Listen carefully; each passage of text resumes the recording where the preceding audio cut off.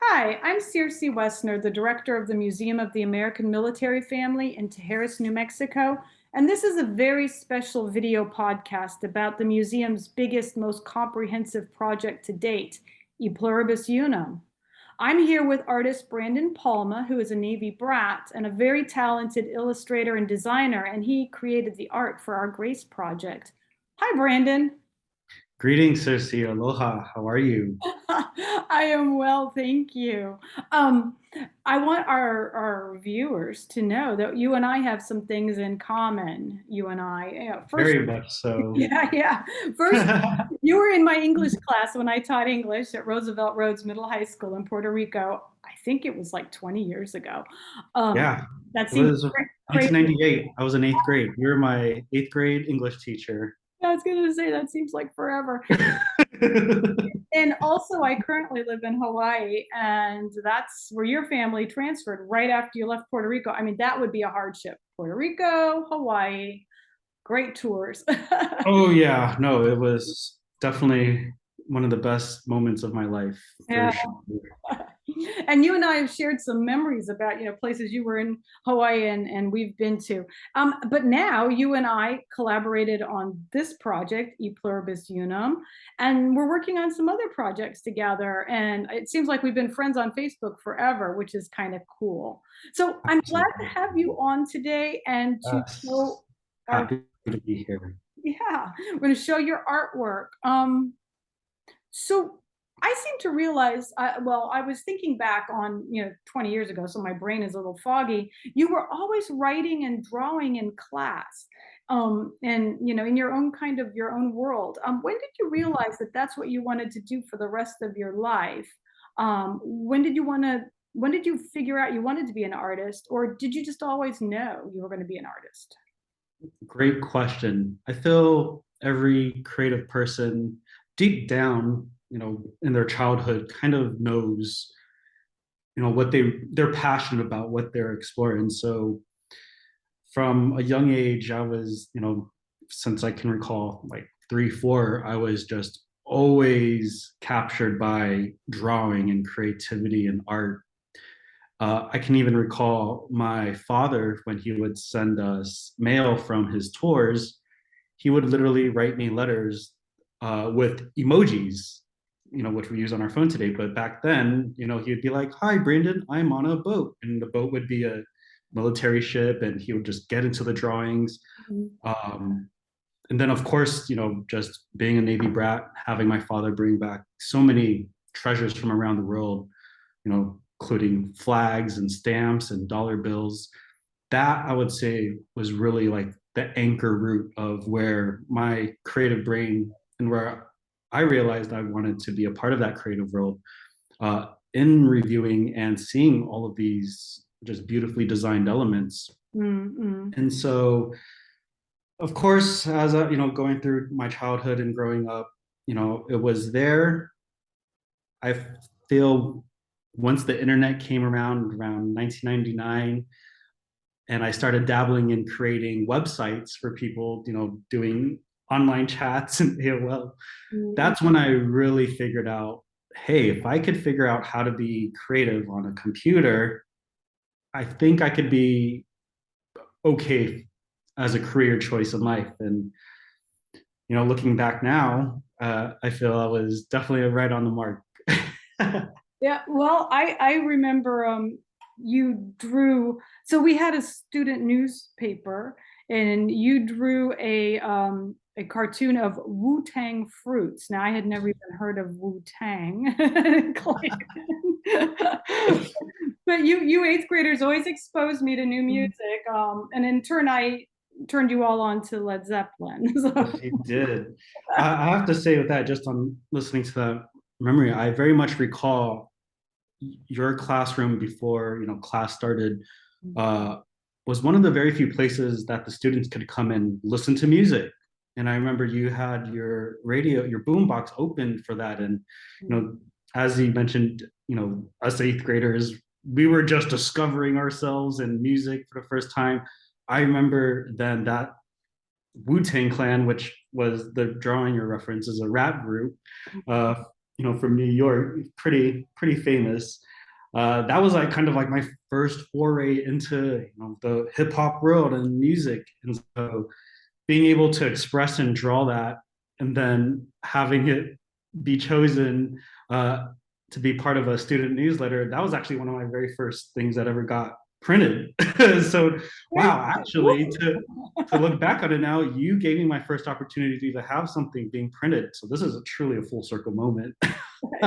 Well, cool, cool. Well, so listen, when you graduated high school, did you go to college or art school? What did you do after that? I sure did. I graduated in Hawaii, Mauna Loa High School, class of 2002. And right after that, I decided to attend the Fashion Institute of Design and Merchandising in Los Angeles. Mm. I learned of the school through my art teacher at the time in Hawaii.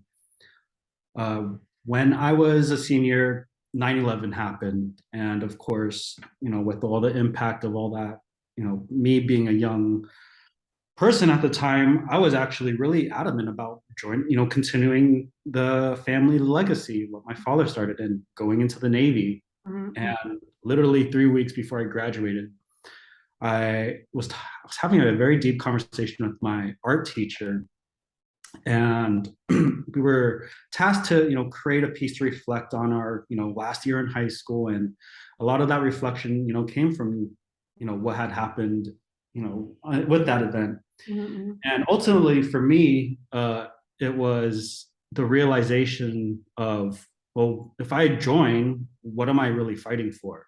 Who are we going to go against? Mm-hmm. And then that's when I realized, maybe I want to take a different route. And so after that deep conversation with my art teacher, she did give me the information about the Fashion Institute of Design and Merchandising, which is called FITM. And I made the decision 3 weeks before graduating to take that U-turn and go into the creative art. And I very much remember telling my father at the time, because we had everything set up for me to go into Naval Academy. Mm-hmm. I remember telling him whatever focus and energy I was planning to put into the military career, that I was going to put that much and even more into my creative career. Mm-hmm. And I didn't know how that looked at the time. I just knew that I wanted to creatively express and be a benevolent force of good for the world through art. And so that was the jump off point into being a creative grown up and applying art for different benevolent endeavors. Well, your art is beautiful, and we're going to see more of it in a few. Um, I do have so I'm sure your art career, because it talked about branding and marketing. What was the name of the school again? The Fashion Institute of Design and Merchandising, Right, FIDM. FITM. So they taught you not only art and perspective and things like that, but they also taught you how to design and brand and market. I'm assuming, because and that seems to be our worst weakness. And for most creative people, selling the work, Yes. marketing, you feel kind of squeamish to say to your friends, hey, do you want to buy this? Yeah. Yeah. It's very much that very fine, thin line between, being a creative and just engulfed in your work and letting the art speak for yourself. Whereas, being on the flip side of it, marketing your artwork, putting it out into the world, generating interest and hopefully income from it. Mm-hmm. For me, my experience at FITM, what was really unique about it was, and also it's in the name of the school, the Fashion Institute of Design and Merchandising. Mm-hmm. It was ultimately a fashion school where, they did have a graphic design program. And what really makes the school excel is that it's one of the most highly connected schools in the entire fashion industry, Mm-hmm. meaning people that have come from that school have own and are creating some of the biggest brand names most likely have in your closet today. And even also younger intellectual properties, that were featured on Nickelodeon or, movies. Some of my classmates work at Disney for Marvel. And so what was really interesting about it, being at FITM and not only learning the graphic design aspect, but also bouncing off of the fashion design students and understanding the whole branding aspect of and marketing of a creation, whereas they were doing apparel and clothes. For us, our teachers there had us focus more on key art and posters for movies and, gosh, video games. And so it was very unique, whereas these worlds, they were kind of separate, but then with my own personal interest into apparel design, and the overall aspects of that, even though I didn't take a class for it, I merged them just in my general interest.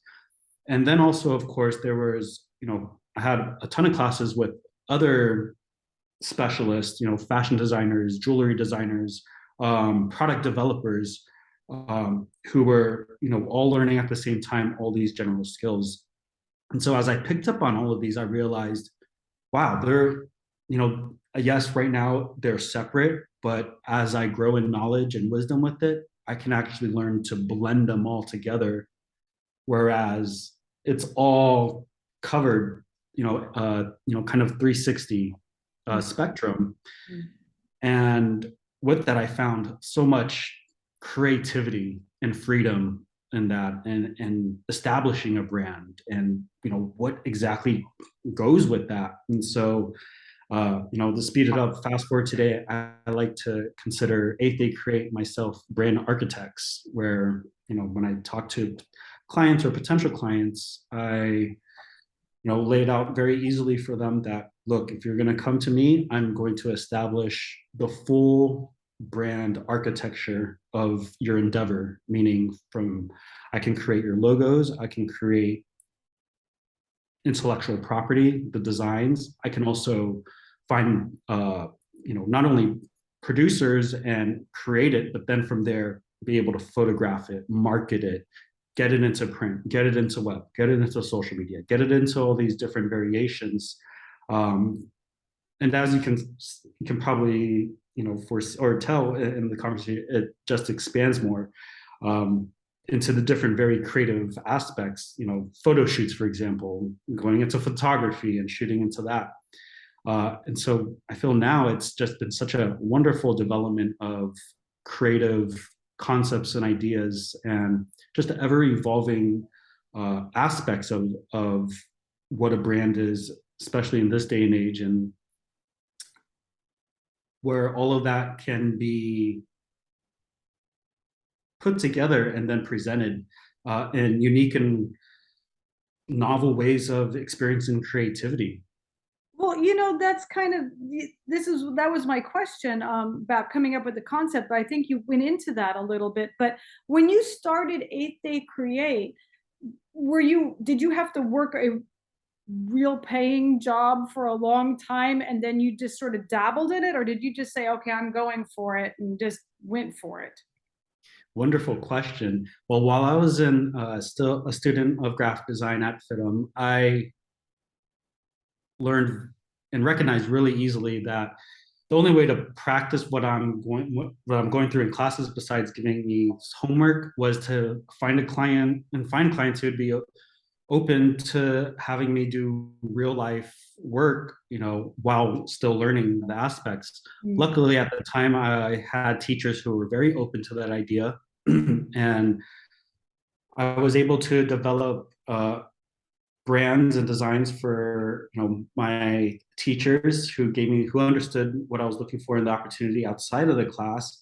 And so with that, I was able to generate a little bit of income. Of course, on the side, I had was working at a cafe at the time, first and only time I ever worked food. And that helped me get through school. After I had graduated, I actually ended up working for FITM for 2 years. I was hired right out of graduation to build and help establish and design and code the first ever e-commerce website for FITM under their museum department. On a side note, I have to mention FITM is the only institute, I guess you could say, that holds all of the costumes that have ever been designed for all the movies. And so under the FITM campus, there literally is 5 underground levels that hold all the costumes, literally. Wow. And so for me, why they brought me on board, they wanted to bring me on board, right? Literally, I had 1 week of time to be free person, and then I started working at FITM from student to now I'm working there.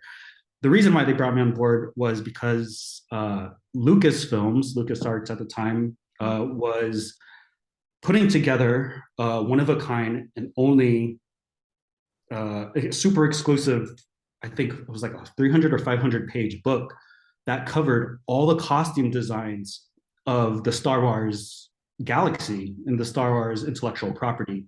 Mm-hmm. And so, with the blessing of George Lucas, FITM actually held the only Star Wars, for the first ever Star Wars costume exhibit, where they had actual, not only the costumes but the props. I mean, I was literally walking by a full-sized X-wing for 6 months of my life, talking to people, who were a part of George Lucas's, LucasArts camp. I also had the opportunity to create licensed apparel and goods for the museum shop that featured Star Wars, our beloved Star Wars characters, and was able to work, through that experience of working with a very high level creative environment where licensing and everything had to be on point. And so that was very interesting from there. And I feel that experience really, helped open me up to how to conduct myself properly and professionally in a creative environment, but also to just have a high bar and standard for creativity. Yeah. And I think, I mean, you can't get any, I feel you can't get any more higher than Star Wars, especially right out of college. Like, Exactly. So I think I read somewhere that you consider your art a blend of like, well, I think it's kind of steampunkish. Um, so very briefly, how would you describe your art style? Like 2 words, and then I want to ask the next question. Perfect. I can definitely sum that up. 2 words. I'd like to call it ancient future. Wow. What that means is I like to be a creative time traveler. I like looking at all the artwork from all times and all civilizations and all cultures, and literally being able to access them, blend them into new works of art for the present, but then also keeping in mind of what the future is. And so I really have over the years really embraced that quote unquote ancient future aesthetic. And very much, I feel it's very much defined who 8th Day Crate is, now. And I feel I've done such a great job in kind of creatively pounding that in my work where people can pick up on that. And it's always fun to see where people, in various industries that I work for, they're like, oh, I can immediately tell when it's your work because you just have this certain signature. And I'm like, thank you, I appreciate that. So yeah, ancient future, that's what it is. So show us some designs then, because this is the cover. I wanted just to say really quickly to our viewers, this is the cover of our book, E Pluribus Unum, Grace Under Pressure. We call it the Grace Project. But show us some of your work. Sure. At least can you show it from the book first, the Grace Project? Oh, of course, absolutely. Yeah, let's do that first. So this is bias. So I want to just stay right there for a second because I wanted to kind of explain what we're looking at from my perspective. So, and then you can explain it from your perspective.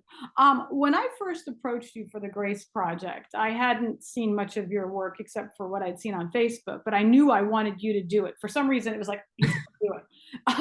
And That's awesome to hear. like I did for every other person who was involved in this project, I gave you no parameters. I just said, make me art to accompany some words. And I gave you a list of words like identity, religion, race, gender, culture, boxes, bias. And I wanted you to free associate and do whatever you wanted to with those words. Because as the writers who worked on this project found out and know, the word bias has many different meanings. It has sewing meanings, it has other meanings, and every word has multiple meanings. And so, how did you like having a job where I said, make art about boxes? You make art about religion. What was your creative process there? Sure. Well, I truly enjoyed the creative freedom to interpret your words. And for me, that's probably one of my most exciting projects to take on. I feel any creative who takes on a project where their style and vision is trusted and they're allowed to just go bonkers. I feel that's one of the things a lot of creatives, such as myself, strive to have. Of course, it's always good to work in aspects and have boundaries to an extent, but I think when it's self-imposed rather than being given to you and as a brief, uh, the creative challenges become different. And so for me, in engaging with the creativity and designs for the book, I really wanted to explore and see the richness of just all the amazing previous history of military artwork over the years. And I really wanted to touch upon that, but then going back to art style ancient future vibes, remix it so that it does tell a story where of course you would have to have a little bit of idea of what's going on, but ultimately I wanted to create pieces that could be strong on its own. So for example, a lot of the pieces I designed for the book, I not only envisioned it how it would look like in a book, but I envisioned how would this look like on a t-shirt? How would this look like as a mural? How would this look like if it was printed as a 24 by 36 movie poster? And I know that's a lot of creatives and designers does, and we do that. We like to envision things as something else, and I think it's a wonderful exercise in creativity because it really allows one to see how are they placing their artwork. And I think that mindfulness is, for me, all the creative greats and master painters have always, had that higher thinking embedded in their artwork. And so I very much wanted to, copy the greats for the most part, but then, bring those aesthetics, bring those practices and design studies into my own work so that, it does, respect those rules, sacred geometrical structures, the law of thirds, pi ratios, all these mathematical things, which I was really horrible, younger. I felt this, seeing it visually was the best way to approach it. And so, yeah, it was very much very easy for me to blend all of those in and to create something very unique, I feel, for your book. Well, show us a couple more, just a couple. I don't want to give away the whole book, but No problem. two more. So here's the boxes that you're talking about. And what I liked about it is you wrote on the bottom what each one meant so that I would know. And I just included that right in the book, This is obviously Foot Locker and, moving boxes and yeah. So go on, show us another one. And Oh, this is code. so this one's code. This one I just took all the semaphore flags Mm-hmm. and placed it out. I felt that was so symbolic. And also, I think it also just goes to speak of just the vast historical visual aspects of military culture. Yeah. Okay, this is a big one. Community. Definitely. So this one was very much one of my favorite pieces to put together, just because it really encouraged me to really dive deeper into what was military artwork back in the day. Mm-hmm. Mm-hmm. Now, one of the reasons why I love approaching what I call ancient future or just vintage artwork is mostly because of copyright issues. Mm-hmm. A lot of the stuff that I source out is in the public, meaning they're over 100 years old. The person that originally created them have long passed away, and what's really cool, I think what's really cool in general is that public domain art after 100 years gets entered for anyone to create a remix with. Mm-hmm. And with that, I think it's very interesting because there's so many creatives, and I think just in today we're always moving forward. And so 3D design and all this fun stuff is great. However, I feel there's something very, especially in alignment with this project, there's just something very wholesome, I feel, about tapping into these traditional art pieces and then remixing it and showcasing it. Because I do feel ultimately, I wanted to portray uh, tradition and value that's such an anchor point in military culture. Well, just stop right there with that one because that's very cool. So you mentioned the word that was my trigger, culture. You wrote an essay about Brat culture from your perspective for the anthology as well.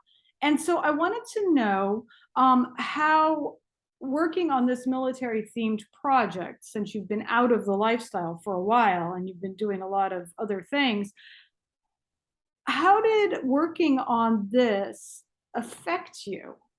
Did it bring back memories? What was your impact? Because you hadn't thought of military probably for a long time. Sure. Well, it definitely felt a lot of just heartfelt and soul-felt memories, and also just feelings about being and having that experience of 18 years of my life under the influence of military culture, being a military brat. Mm.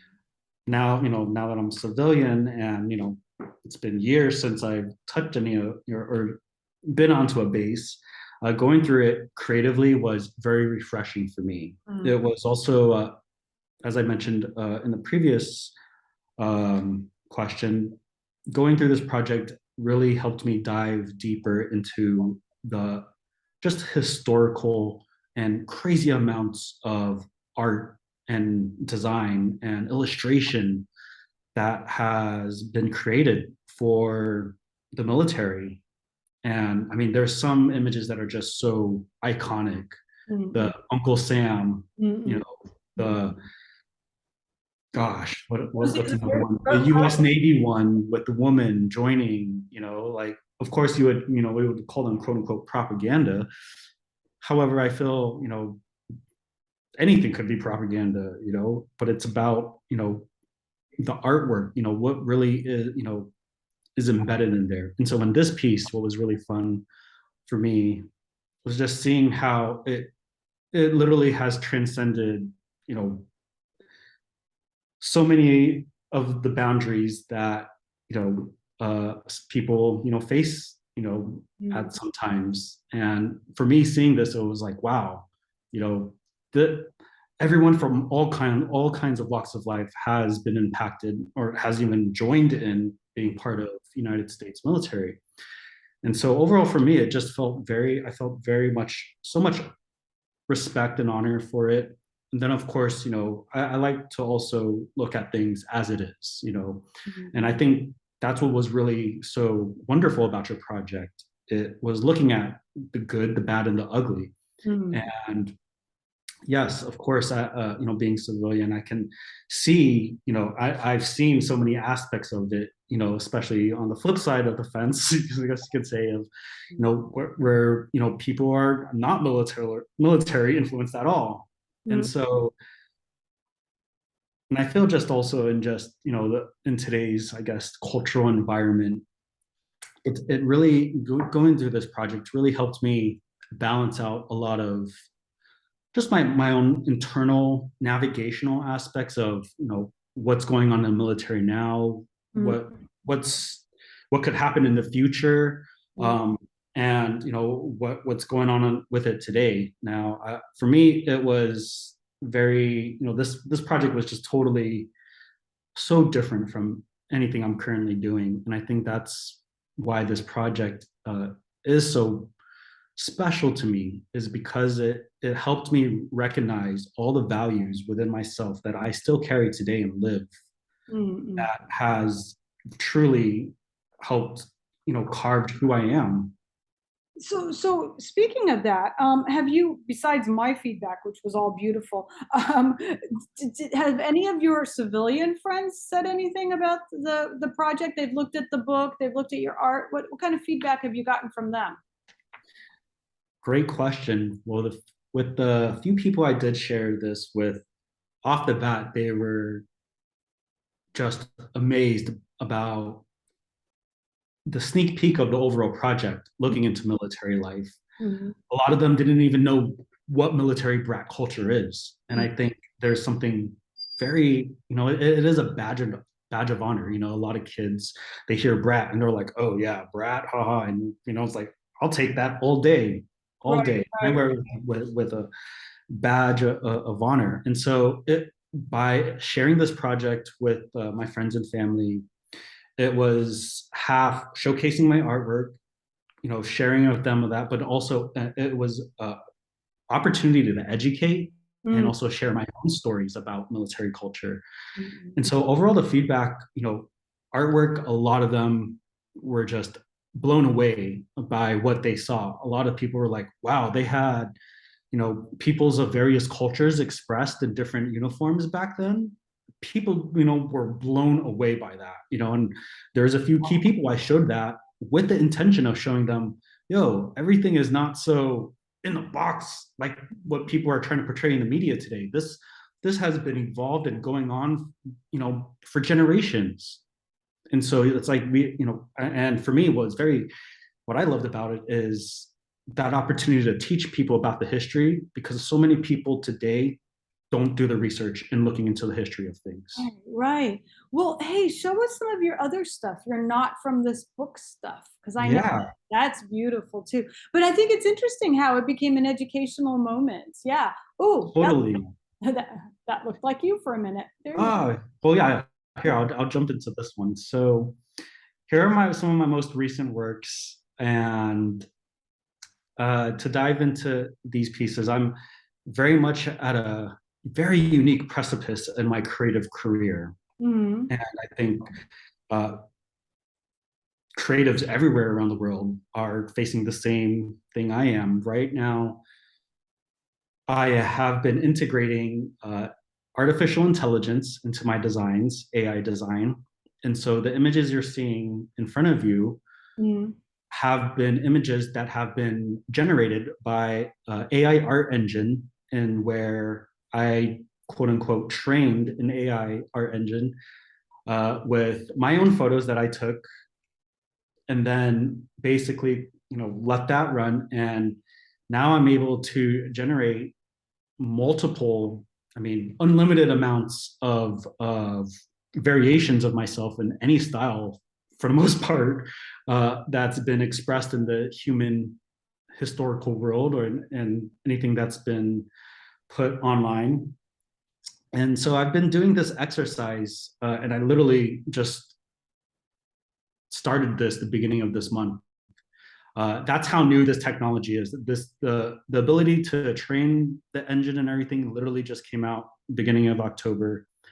I generated over 600 pieces of art in less than 2 days, and so with this, I'm going to be posting every day onto my social media at Brandon Palma on Instagram, a different profile picture of my face, just because I feel it's just such an exciting uh, avenue of expression. I don't know whether I should be terrified about this whole AI thing or whether I'm excited. I mean, to me, this is absolutely gorgeous and I love it. And part of me is like, you're training AI robot thingies. That's a little scary. Show us your Instagram. I want, Sure. but that's gorgeous stuff. So this one is my 8th Create design profile for my company. And so what I love to do here and what I've done was created a 30-piece mural design. And this too was also done by AI. However, the piece, this mural and what you're seeing was all pieced together, kind of like Lego bricks in Photoshop, whereas the elements were all generated with the AI art engine. Particularly, the engine I used for this one was called Dolly 2. Now, Dolly 2 just came out January. No, I take that back. It came out in March, but I just got access to it in June.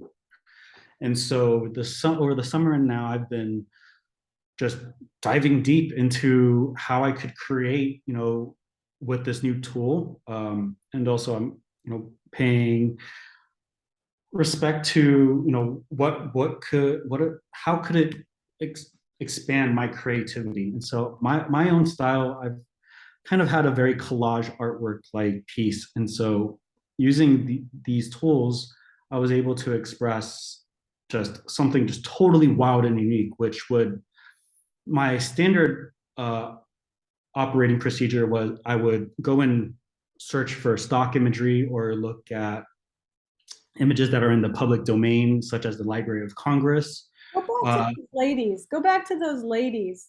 And sorry, yeah, no worries. Okay, so you went to the Library of Congress, stock images.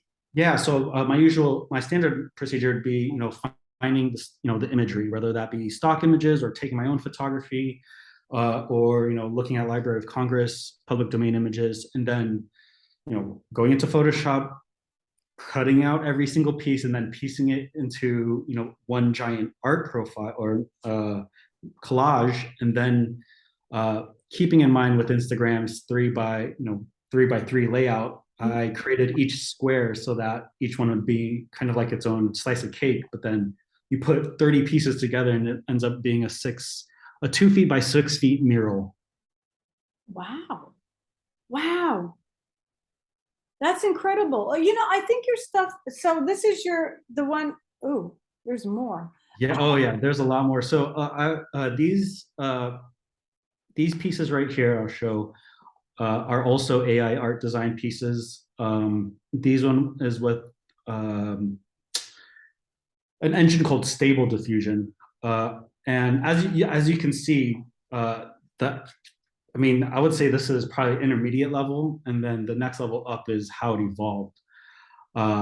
What's really interesting about and unique about these AI designs is that I'm able to take my own aesthetic, my own interests, such as ancient civilizations and all of that, and pretty much I'm able to plug these into an AI art engine using text prompts, and it renders this back to me. And so it's just been such an amazing creative study the past few months, and really mind-blowing aspects where I'm able to literally visualize images. And I think it's important to note here that a lot of all the AI images that you've seen, especially these faces here, and how AI design works, it's all done by text to image, meaning I generate these by typing in a sentence. Literally? Wow. That is crazy. Well, I'll tell you, it's interesting and it's a brave new world. And somebody who is my age is like, doesn't quite understand it, but it's beautiful stuff. So we need to wrap it up, but I wanted to say, where can our viewers find more of your work? I'll put your website up on the podcast. Sure. You design clothes too. Can people buy Yes. clothes with your designs at the mall? I mean, if they went into like a mall anywhere in America, could they find your clothes? Or Do you work? So I do have a few clients that I do apparel designs, and I have a few designs that I do seasonally, Mm, um, that you could find at, such as Zoomies, mall brand. mm. Um, but for the most part, because of just the direct access to customers and that direct link, I have an actual apparel shop on my website. I'm bringing you guys there now. Shop.8theycreate.com, and I'm able to I have been designing apparel with various collaborative brands in Uh, my area of expertise. Here, I'll show you a few pieces actually. And as you can see, I have a various range of items from apparel, leather goods, home goods, posters, prints, canvas. I also have footwear. Let me show you some of my favorite pieces. Some of the leather goods. So I have, full on wallets. All the leather is all. It's basically the highest public access leather that you can purchase, besides having things that go into IP, like Louis Vuitton leather, things like that. I also, let's see, another one of my favorites I love doing is I love designing apparel and taking my pieces and putting them into apparel. So, for example, one of the designs I've done, I created, a full-on hazmat suit, which I call it shell suits. And I basically just took this, 30 by 30 piece design, uh, designed it at a level where that it's multi-dimensional, meaning it can go into print, it can go into uh, apparel production. And so with that, it's a very high res file. And then basically from there, I'm able to bring it to different things, get it produced. Uh, some of the home good pieces that I've done have been ceramic plates, collectors. wow. I Okay. have I have full on yoga mats Oh with my the designs All right, we could be home shopping all day. all day. And what's really cool about this is that I've taken my own personal designs Mm, and made it, but then I'm also able to offer this pretty much to anybody. But in my line of work, I have clients that come to me for other design pieces, and with my production partners, I'm able to create different apparel for them. So, for example, let me just show you one. This is a company based out in Texas, and I was commissioned by them to come up with a few graphics. And so I went in and created a few things just based on their elements, and also taking my aesthetic. I created a custom mural for them for Texas, and created some shorts, some board shorts, some swimsuits. oh my gosh.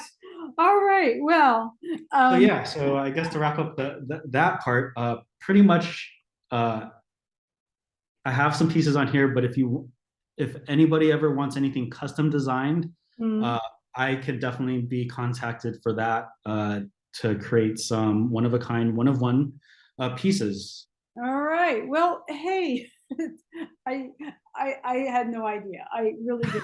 So now I'm going to have to just have you do T-shirts and stuff about from your art from the book. Oh yes, Yeah, I'm hey, ready. we need to wrap it up. This has been fascinating. I had no idea. I wanted to mention that the McCune Foundation in Santa Fe gave us a grant to commission some of your artwork for the book, and I would be remiss if I didn't thank them. And that we were also sustained by other grants from other organizations throughout the pandemic that funded this project. So we're very grateful. I wanted to thank you, Brandon, for sharing your art and your words with us today, and to remind our viewers that the museum's podcasts are supported in part by New Mexico Arts, the New Mexico Humanities Council, Sandia Area Credit Union, and organizations like Military Brats Seal and Military Brats Registry. And I wanted to thank you so much for joining us today. Oh, I'm definitely is my pleasure, and truly am so appreciative of you and our timeless connection, and to be able to collaborate with you. And to create new works. This has just been so exciting, and I'm so happy to have been featured on today's podcast and to have this wonderful creative conversation with you. And I look forward to many more. Well, I'm excited to continue our collaborations. We're going to work on an exhibit for next year. Yes. Okay, well, we need to wrap it up, but that has been really fascinating. Thank you, Brandon. Thank you, Circe. And thank you, everyone, for tuning in.